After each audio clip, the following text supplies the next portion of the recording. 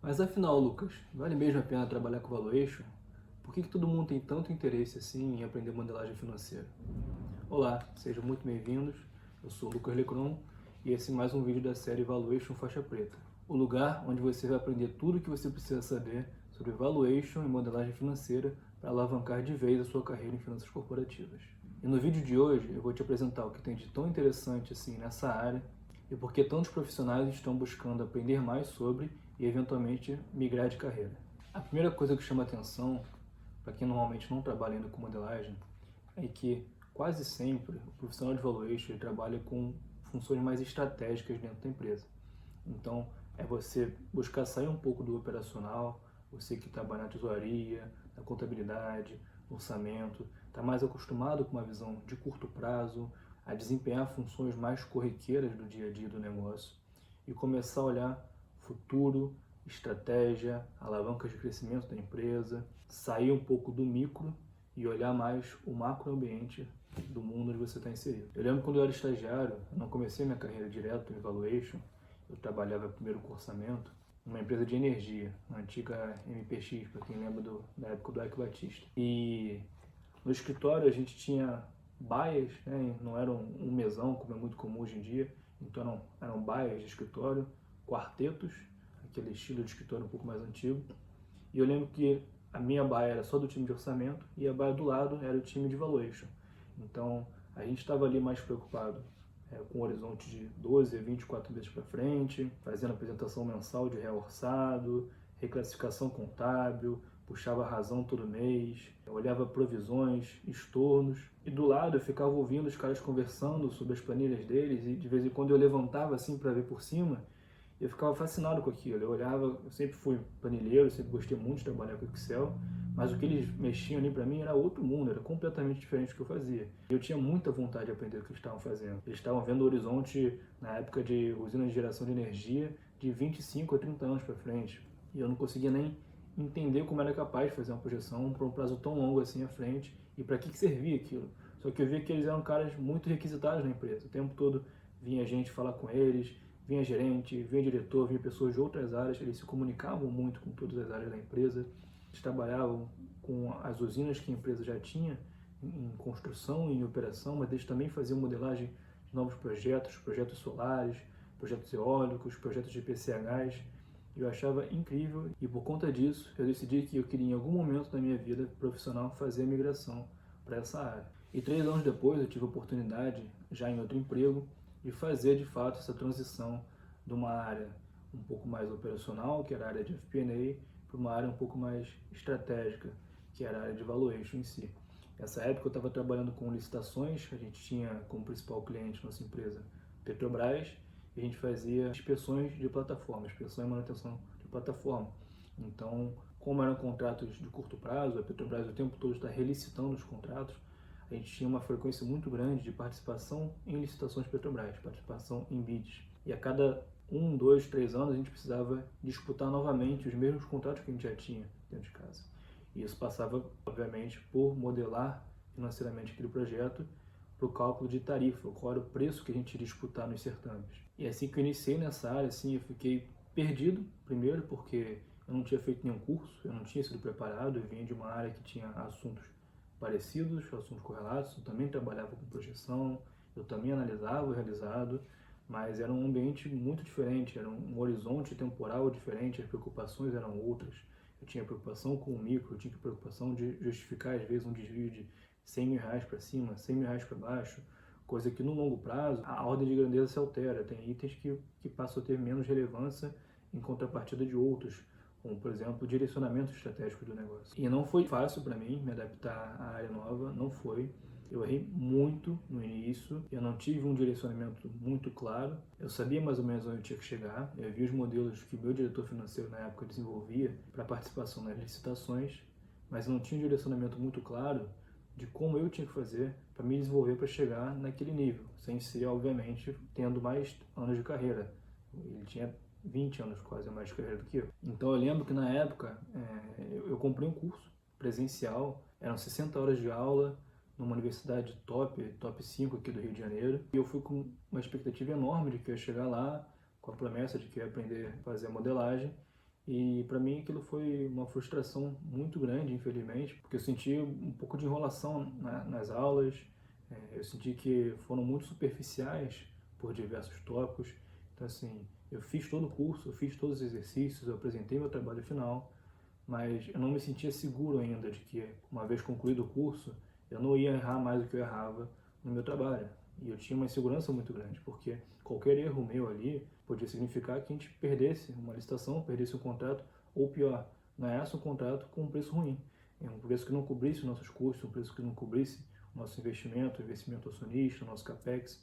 E aí ia ser ainda pior, que você ia gerar um prejuízo grande para a companhia. E acabou que eu fui aprendendo muito mais, na verdade, na prática, com os meus erros e os meus acertos, do que com o direcionamento teórico em si, que era o que eu estava procurando na época e não encontrei. Eu tive a grande sorte de ter alguns mentores dentro da própria empresa, e alguns colegas de outras empresas que eu já tinha trabalhado, que me ajudaram, me deram algumas dicas, mas até eu chegar e me sentir realmente seguro, realmente confortável para fazer os meus próprios modelos sozinhos, por conta própria, e estar seguro com os resultados, estar seguro com os cenários básicos que eu definia, com as sensibilidades, estar tranquilo em assinar embaixo do valor depois que ia subir para disputar uma licitação. Isso daí levou alguns anos para que isso acontecesse, para que eu amadurecesse e me sentisse realmente formado na área de modelagem. Eu lembro que um dos primeiros modelos que eu precisei fazer, eu ainda estava fazendo essa transição entre o time de FP&A e time de Valuation, fazer uma dobradinha lá e cá, foi um orçamento em que eu tinha que modelar a folha de pagamento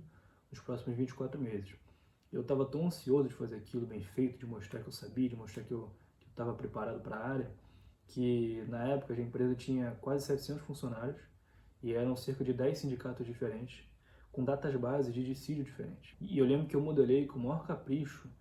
Tinha sindicato que fazia dissídio em fevereiro, outros faziam em maio, outros em agosto, sindicato em novembro. Eu fui fazendo o modelo certinho ali e estava seguro, estava feliz, estava achando que estava mandando bem. E aí um dia a gente conversando a nível de diretoria, reunião para checar os resultados preliminares do orçamento, alguém perguntou: Lucas, mas você modelou certinho as férias? Eu falei: sim, tá no modelo, tá lá. Quanto que deu? E aí eu não lembro qual era o valor no ano, mas deu um número que soou estranho. E aí quando a gente foi abrir a planilha, a gente viu que eu tinha esquecido de adicionar um terço de férias. Eu não estava muito acostumado a tirar férias, então não sabia que férias era o salário mais um terço.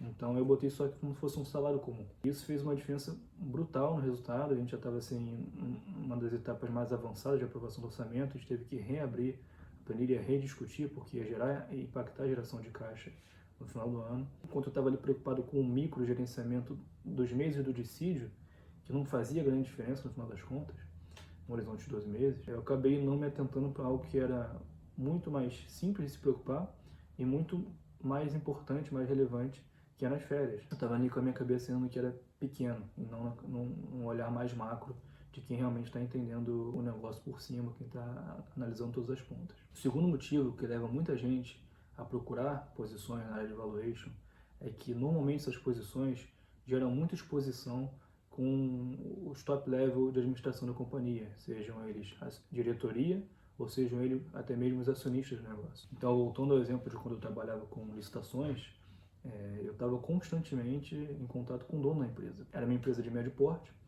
e ele sabia que, a depender do que a gente fizesse, que a gente botasse num contrato novo, aquilo ia pesar no bolso dele. Então ele estava lá na empresa, ele estava lá atento para discutir comigo. Eu era analista pleno na época, não tinha um cargo alto, não tinha um cargo de gestão.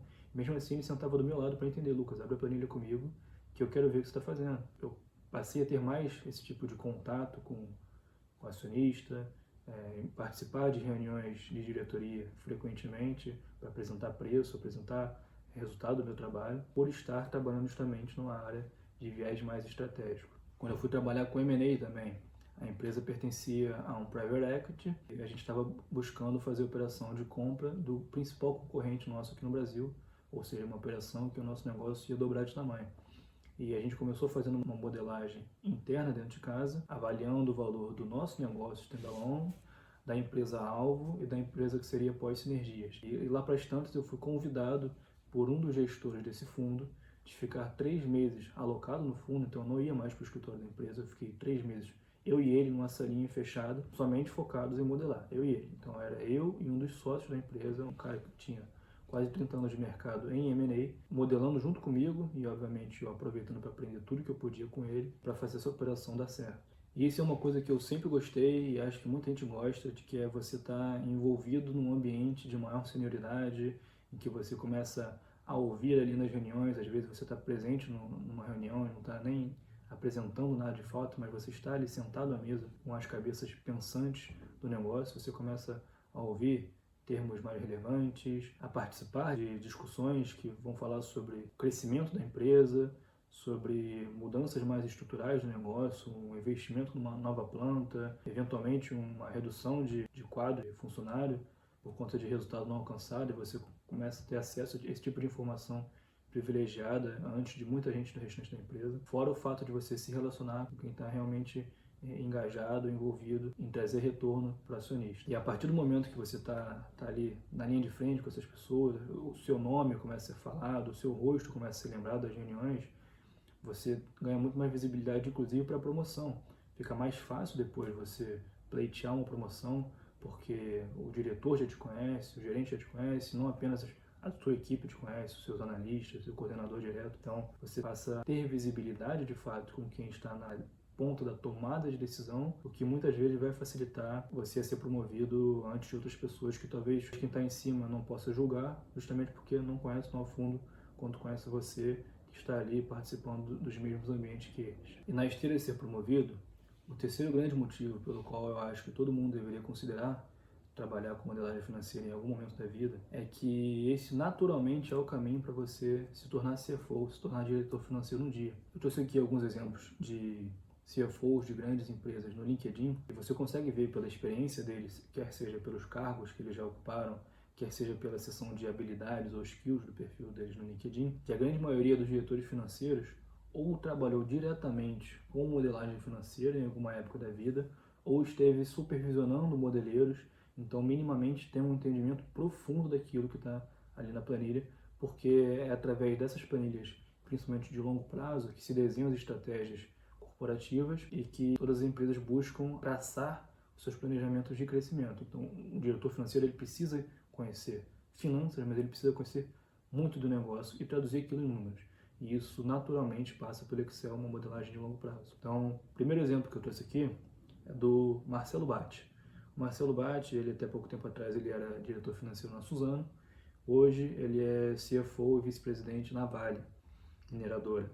Ele também é membro do conselho na Energisa, chairman do IBF São Paulo. E aqui na seção dele de skills, você vê aqui, ó, Corporate Finance, está diretamente relacionado com modelagem financeira, Business Planning, modelagem de longo prazo, M&A, Financial Modeling, Valuation. Segundo exemplo, Luiz Barreto. Luiz Barreto está como CFO da América Latina para o grupo Merck, indústria farmacêutica. Ele também foi CFO na Milipor e trabalhou na Visa, tecnologia financeira, e na P&G, foi gerente financeiro na Gillette.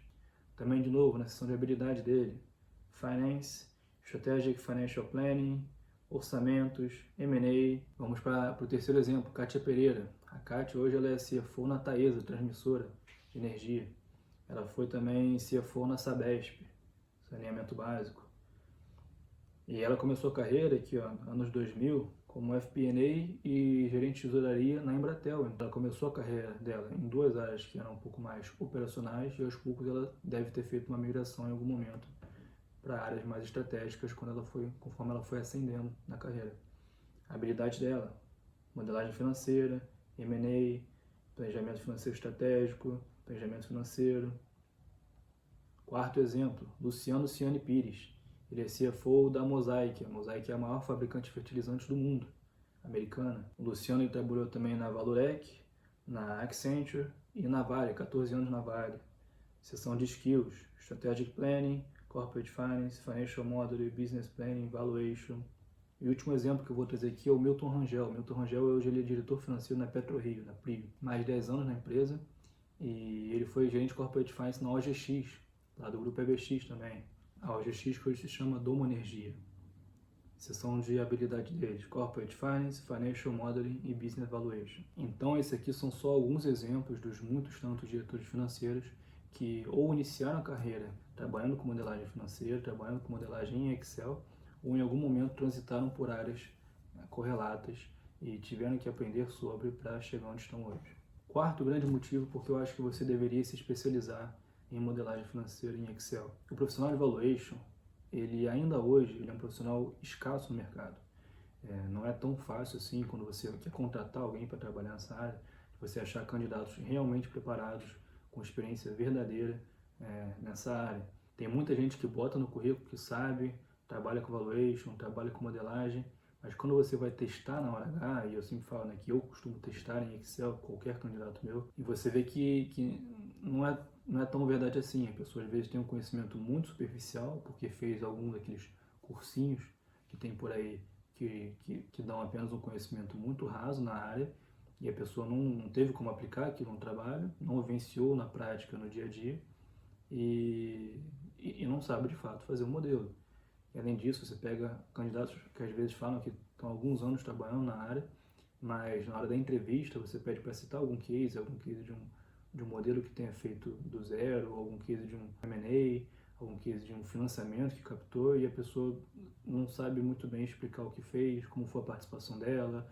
Aí você vai ver a pessoa, na verdade, ela não preparou o modelo, ela apenas recebeu um modelo pronto de uma consultoria, revisou uma premissa ou outra, atualizou um pedacinho, substituiu o planejamento que estava no modelo para os próximos 12 meses pelo orçamento do ano, mas depois, na hora de fazer um longo prazo, a pessoa já não sabe mais mexer, ou a pessoa às vezes sabe mexer na parte de dívida, porque ela veio de Project Finance, mas não entende do fluxo de caixa operacional, ou o contrário, a pessoa veio do orçamento, ela consegue fazer o modelo até o EBITDA, depois não entende nada de financiamento, nada de dividendos, nada de redução de capital. E nesse tempo que eu tenho de carreira, eu entrevistei muitos candidatos para trabalhar comigo, e eu cheguei basicamente à conclusão de que eu tinha dois grandes grupos para escolher. Ou eu pegava aquele profissional que dizia que trabalhava com valuation, mas você ia testar e você descobria no meio da entrevista que na verdade ele trabalhava com orçamento, com FP&A, com RI e não com valuation de fato. Então ele tinha um conhecimento pouco profundo e chegaria para mim ainda muito cru, muito despreparado para os desafios que ia encontrar na vaga. Ou eu pegava aquele outro candidato que era especializado em modelagem, normalmente é uma pessoa que trabalha em consultoria financeira, em Big Four, uma pessoa que só faz modelo, então ela costuma fazer muito bem aquilo, só que não tem a menor experiência no mercado corporativo. A pessoa nunca trabalhou em empresa, nunca trabalhou desenvolvendo projetos de fato, desenvolvendo negócios, fazendo negócio. É a pessoa que estava fazendo trabalhos de suporte, então ela tem modelos da consultoria que são quase que uma commodity, que se aplicam a vários ramos de maneira quase que Ctrl+C, Ctrl+V, e ela atualiza as premissas conforme cada cliente. E ela está preocupada em fazer um relatório, emitir e entregar um PDF, não entrega, na maioria das vezes, não entrega nem o Excel para o cliente em si. Então aquilo serve até certo ponto, aquilo serve para alguns quesitos, aquilo serve para alguns propósitos. Mas quando essa pessoa, você tira ela do ambiente da consultoria e traz para o ambiente corporativo, você precisa que agora você não vai ver mais 10 projetos de cada vez, você vai ver um projeto, mas um projeto muito bem feito, um projeto muito aprofundado, com um nível de detalhamento muito maior, um nível de entendimento do que está ali na planilha, entendimento do negócio, entendimento das premissas, de onde vêm as informações, para onde vão, quais são os diferentes propósitos dentro da empresa que a gente vai usar, aquele modelo que você está construindo.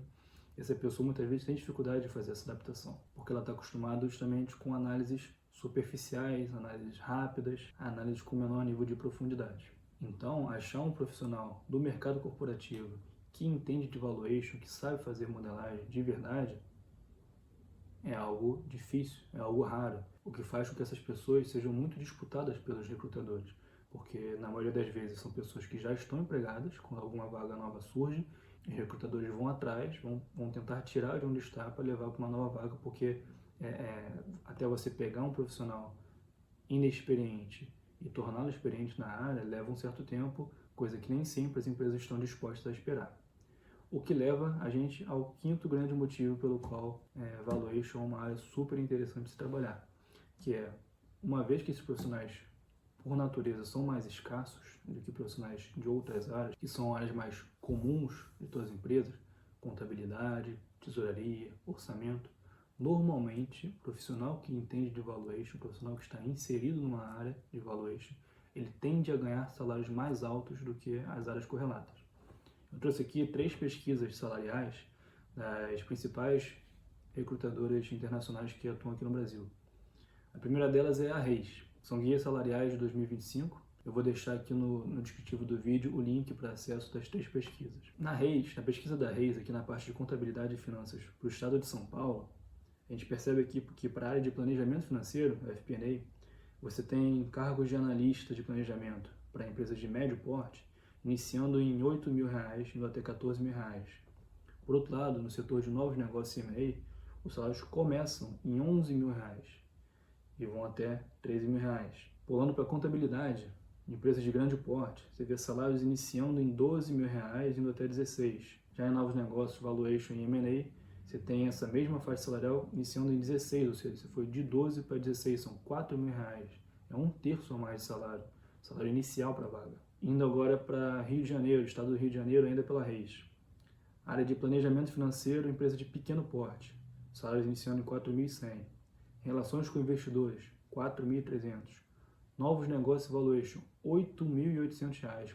Salário piso médio para a vaga de analista de novos negócios. Ou seja, o dobro do salário de outras áreas. No grande porte, salários de gerente.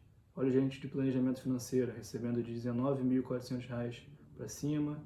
O gerente de RI, R$ 18.400.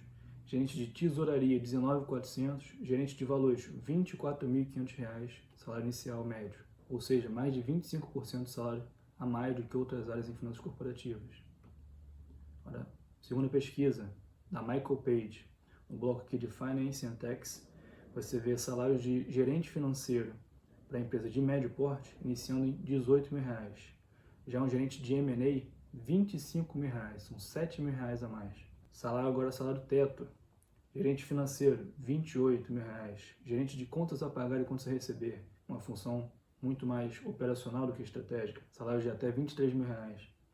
Gerente de planejamento financeiro, já começa a ter um pouco mais de planejamento, às vezes está lidando com modelagem também, R$ 35.000. O salário de gerente de M&A até R$ 40.000.